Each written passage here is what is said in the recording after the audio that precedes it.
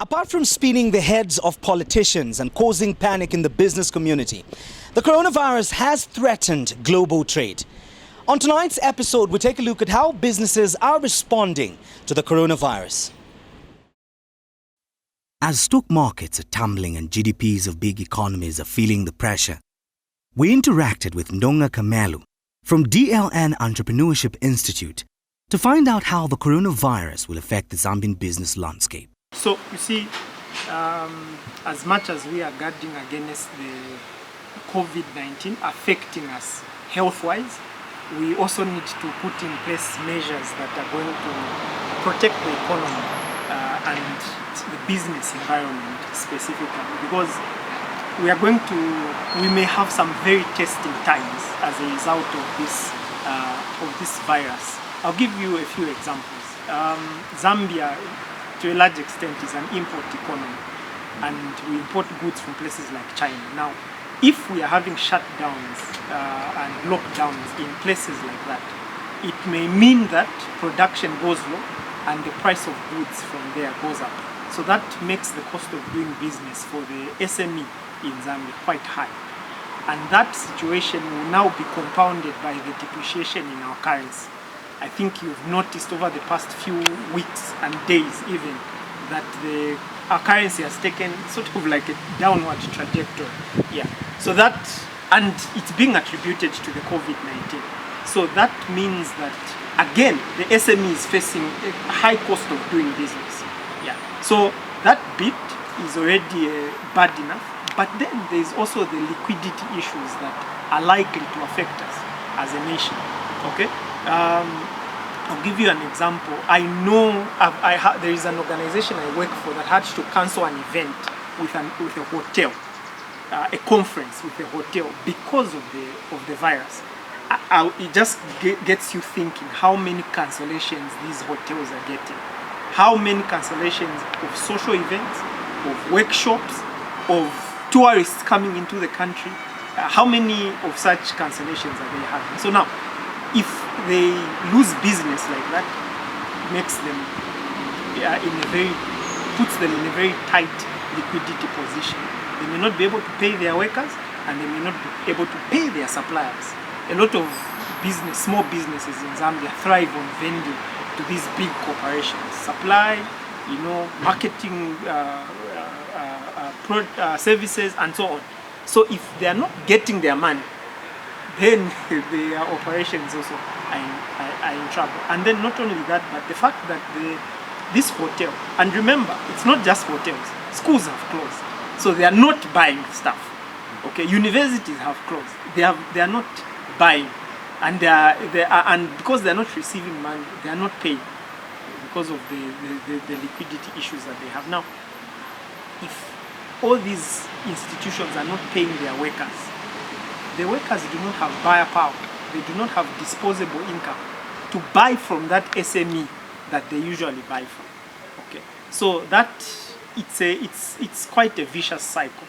And not only that, but the government obviously has to put in place a very, very astute fight against COVID-19. They have to come up with a defense mechanism for this, and that would mean garnering resources from different parts of the country. Now, we already know that our government, because of the debt burden, is not in a very good financial position. So now, with the coming in of the need to fight against this virus, that just means that government may not be able to pay its suppliers, may not be able to pay its contractors, may not be able to pay a number of its financial obligations. Again, taking liquidity out of circulation. And maybe finally, in this hypothesis, is the fact that the financial sector also may now get affected by this whole cycle that we're talking about, because a number of businesses also thrive on facilities from these financial institutions, microfinance institutions, banks. So if these people are not getting their monies, then they may not be able to service their facilities, and that puts also our financial players in a very critical position, as they may not be able to service their clients well. So that's the picture, basically. Not to paint a gloomy picture, but those are some of the things that we need to begin to expect. And I've heard various governments putting in place mechanisms to fight against this scourge. I hope that our government can begin also to position themselves and put in place a package that is going to protect the private sector and small businesses. Last week, Commerce Minister Christopher Yaluma only appealed to the business community to observe sanitation without really spelling out incentives that government will be providing to businesses that are being affected by the coronavirus. We have requested the chain stores, the Game, the ShopRite, the Pick and Pay, the Woolworth, you name them. We need to ensure, like what the Minister of Law Government said, we need high standards of cleanliness. We need to ensure that sanitizers are all over. When you are entering, and mid-store as you walk, you must see where you can stop and clean your hands. As Zambia recorded its first cases, businesses have been making necessary adjustments to ensure that the spread of the pandemic is curbed. Zambia's power utility, ZESCO, is encouraging its clients to utilize online platforms to access services provided by the power utility. ZESCO Limited would like to encourage its esteemed customers and the general public to use online platforms for business transactions in a bid to complement government efforts of mitigating the spread of the coronavirus. The corporation further advises customers to minimize walking into customer service centers dotted around the country, but instead utilize online platforms through service providers such as banks, mobile money, and third-party vendors for purchasing electricity units and reporting faults. Zambia has recorded its first 2 cases of the coronavirus, as reported today, 18 March 2020, by the Ministry of Health.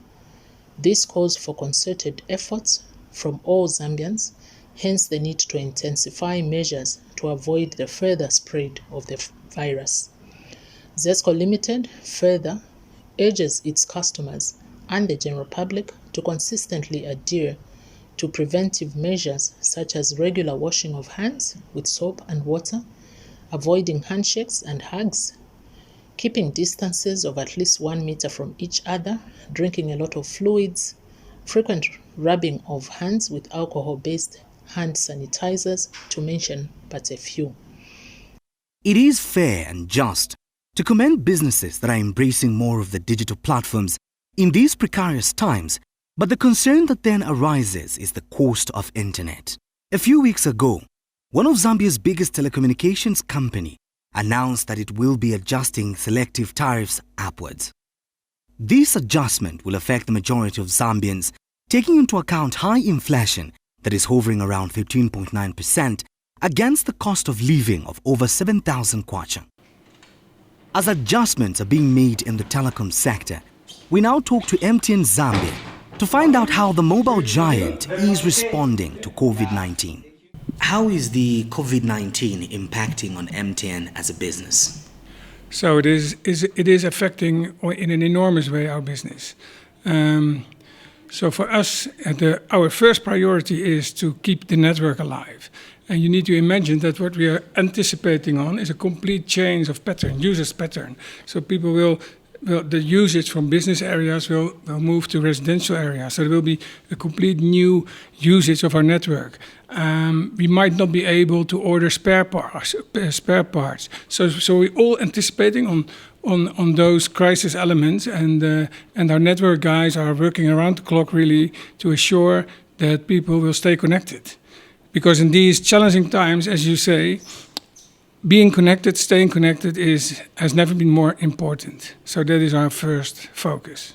Okay. As a business, we noticed that there are quite a number of measures that you are putting up to make sure that the spread of COVID-19 is curbed.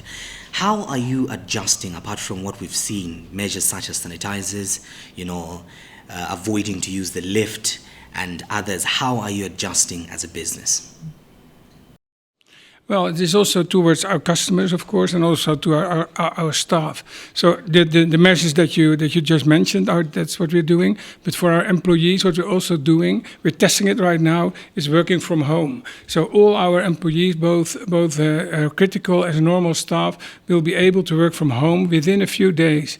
And also, the people in the call centers and in the SIM registration team, so who do the validation of the identifications, they will be working at home with a tablet. So they will be connected to our systems and processes, and they can work from home. These are just examples.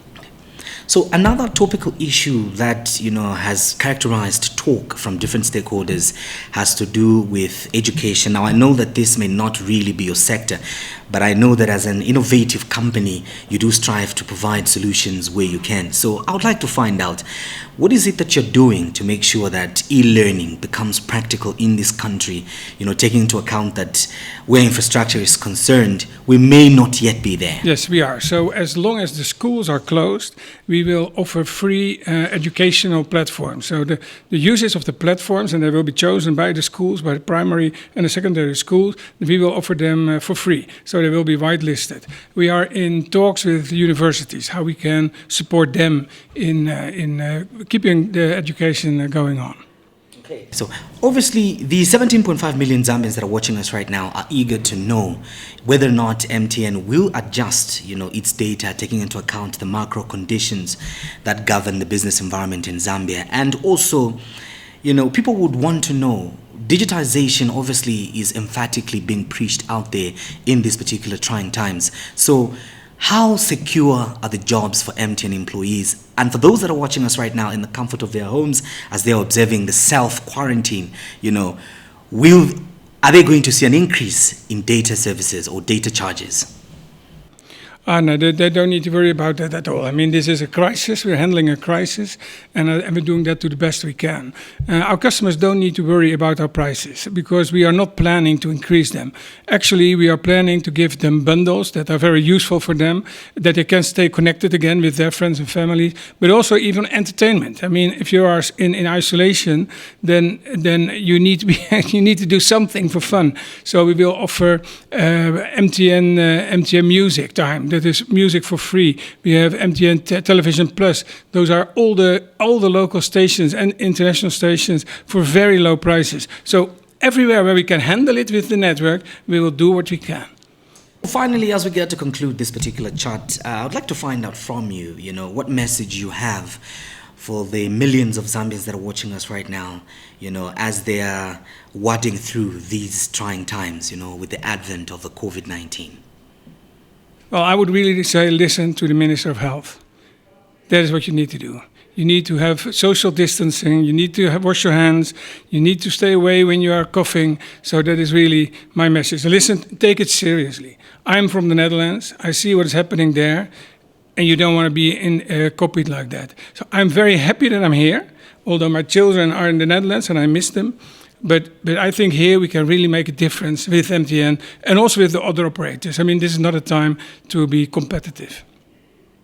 While other expatriates returned to their homes, of which some are high-risk countries, Bark Hoffman is braving the tide of fear and uncertainty with Zambians as the solution to curb the pandemic is being explored.